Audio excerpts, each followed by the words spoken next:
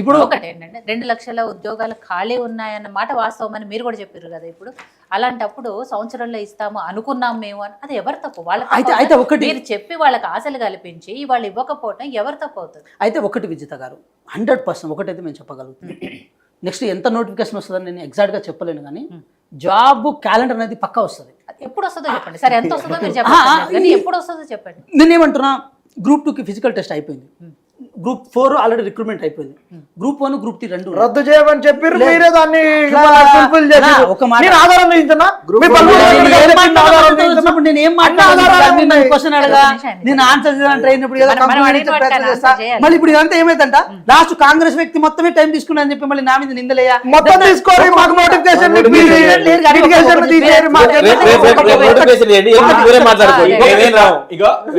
Debate start అయిన దగ్గర నుంచి ఎండింగ్ దాకా నువ్వే మాట్లాడు. ఒకటి విజిత గారు, నేను ఒకటైతే చెప్తా. తెలంగాణ రాష్ట్రంలో ఈ జీపీఓలు ఏదైతే ఉందో అదే కంక్లూజన్ నాకు తెలిసి కొద్ది రోజుల్లో వచ్చేస్తుంది. ఆల్రెడీ ఎగ్జామ్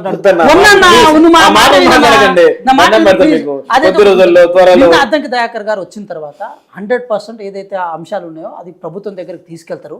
అదేవిధంగా కోర్టు కేసులు లేకుండా ఎటువంటి ఇబ్బంది లేకుండా ఎస్సీ రిజర్వేషన్ ఎస్సీ వర్గీకరణ అంశం దాంట్లో ఇన్వాల్వ్ కాకుండా కొంచెం దాన్ని చాలా టాక్టికల్ గా ముందు. ఇంకో విషయం ఏంటంటే బుర్ర వెంకటేశ్వర గారు ఏదైతే ఉన్నారో చాలా హానెస్ట్ ఆఫీసర్ మేడం, ఆ విషయంలో ఎటువంటి సెషన్ లేవు.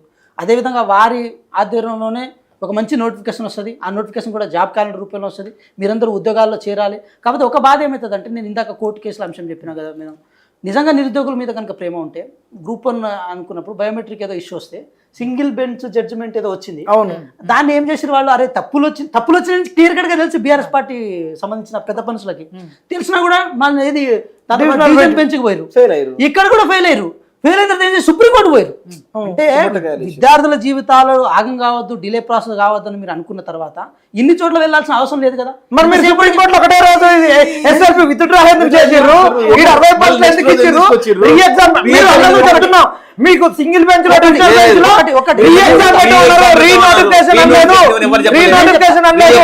మీరు గ్రూప్ 1 విషయం తెచ్చారు కాబట్టి గ్రూప్ 4 లో కూడా పెరిగినాయి. ఇదే పల్మూరు వెంకట్ గారు రద్దు చేయమన్నారు, ఎందుకు గ్రూప్ 8 రద్దు చేయలేదు?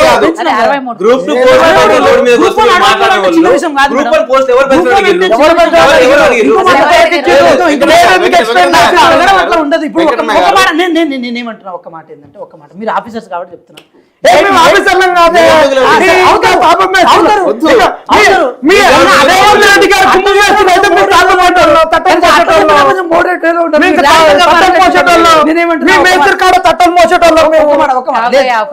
కాబోయే ఆఫీసర్స్ రేపు ఆధార్ కార్డులు ఇంద్రమిల్లు మీరే శాంక్షన్ చేసి నేనేమంటున్నా అంటే, ఒక మాట మీరు ఇస్తే కదా కాన్ఫిడెంట్ గానే ఉంటుంది. నాకు ఇచ్చిన టైం ఏదైతే ఉందో అది నేను సగం తింటుంటే వాళ్ళు సగం తింటారు. సో నేను వాళ్ళని తిననీయకుండా నేను దాన్ని కంక్లూడ్ ఏం చేస్తా అంటే, ఒక్కటి మేడం, గౌరవ ముఖ్యమంత్రి గారు చాలా చిత్తశుద్ధితో ఉన్నారు. దీన్ని ఎట్టి పరిస్థితుల్లో రాజకీయం చేయదలుచుకోవాలి. మీకున్న ఏ అభిప్రాయం అయినా సరే దాన్ని పొలిటికల్ వేలో మీరు వ్యక్తపరచకండి. ఇన్ కేస్ మీకు కనుక బాధ ఉంటే మీ మీద ఏదైతే మీరు పొలిటికల్ అట్లా మేము చెప్పం, మీ మీద నిందలేము. కానీ ఒక వ్యక్తి మీద మాత్రం మేము అంటాం, ఈ సభా వేదిక అయితే చెప్తున్నాం. ఇదే డిబేట్లో చాలా సందర్భాల్లో పాపం ఒక వ్యక్తి వచ్చినప్పుడు వారు మొన్న బీఆర్ఎస్ పార్టీకి సంబంధించిన బీఆర్ఎస్వి సభ ఏదైతే ఉందో దాంట్లో కనపడరు, ఆ పెద్ద మనిషి కనపడరు. ఒక మాట ఏంటంటే, అమ్మ మీకు దండాలు, నెక్స్ట్ టైం డిబేట్కి వచ్చినప్పుడు బీఆర్ఎస్ పార్టీ కండ గొప్పుకొనైనా రండి, లేకపోతే కింద బీఆర్ఎస్ పార్టీ విద్యార్థి నాయకులైనా రాసుకోండి కదా తప్ప నిరుద్యోగం మాత్రం రాసుకొని మాత్రం బీఆర్ఎస్ పార్టీ ముసుగులో ఆ పని అయితే చేయొద్దు. దానివల్ల ఏమైందంటే నిజమైన నిరుద్యోగులు ఎవరైతే ఉన్నారో వాళ్ళకి ఇబ్బంది కలుగుతుంది.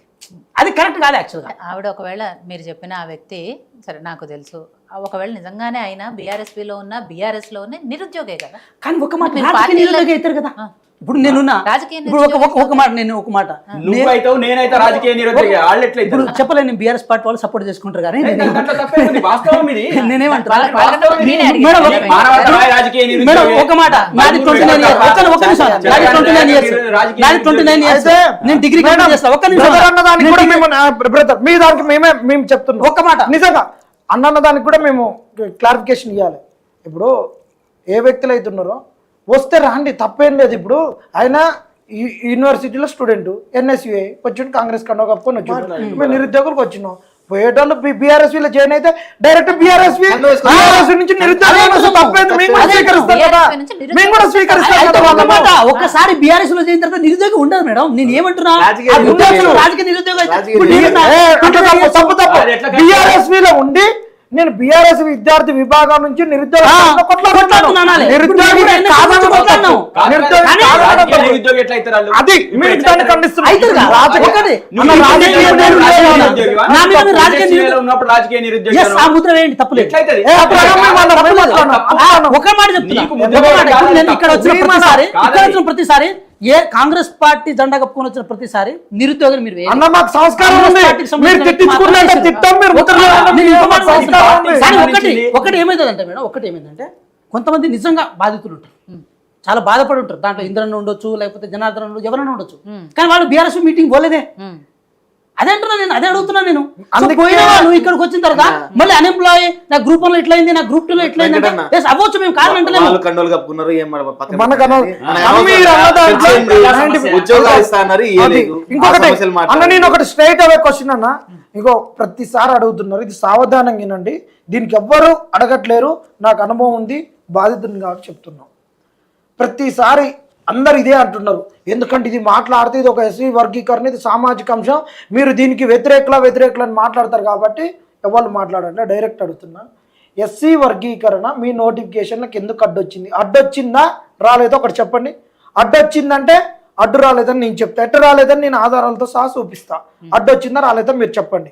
ఒకటి నేను ఏమంటున్నా అంటే, ఎస్సీ చెప్పండి, direct చెప్పండి. చెప్తాను, డైరెక్ట్ చెప్తా. అయ్యో డైరెక్ట్ చెప్తా, చెప్పడానికి నాకేం ప్రాబ్లం. కానీ ఒకటి చెప్తున్నా, ఎస్సీ వర్గీకరణ చేసిన తర్వాతే నోటిఫికేషన్ ఇవ్వాలనేది ప్రభుత్వం యొక్క ఇది. ఎందుకు ఎందుకంటే దాన్ని పోస్టులు డివైడ్ అవుతాయి కదా.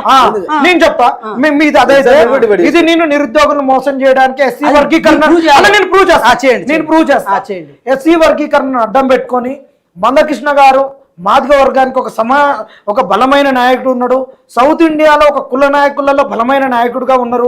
ఏదన్నంటే మాదిగలను అడ్డం పెట్టుకొని వేరే వాళ్ళు ఏమన్నా మాట్లాడితే మాదిగలకు వీడి వ్యతిరేకుడని మీరు చిత్రీకరించి నిరుద్యోగులను మోసం చేయడానికి ఆడుతున్న డ్రామా చెప్తా, ఎక్స్ప్లెనేషన్ ఇస్తా.